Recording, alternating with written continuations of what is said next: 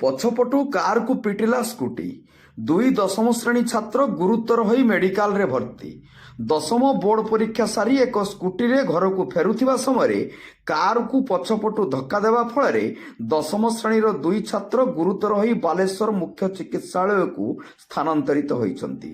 ସୂଚନା ଅନୁଯାୟୀ ନୀଳଗିରି ବ୍ଲକ ଗରଡିହି ଉଚ୍ଚ ବିଦ୍ୟାଳୟର ଅଧ୍ୟୟନରତ ଦୁଇ ଦଶମ ଶ୍ରେଣୀର ଛାତ୍ର ବାଦଲ ସିଂ ଓ ହରେକୃଷ୍ଣ ସିଂ ସଜନାଗଡ଼ ସ୍ଥିତ ଚଣ୍ଡୀ ହାଇସ୍କୁଲରେ ସଂସ୍କୃତରେ ପରୀକ୍ଷା ଦେଇସାରି ଘରକୁ ଫେରିବା ସମୟରେ ନୀଳଗିରି ତିନିକୋଶିଆ ଜଙ୍ଗଲ ମଝିରେ ଏକ ଧଳା ରଙ୍ଗର କାରକୁ ପଛପଟୁ ଧକ୍କା ଦେଇଥିଲେ।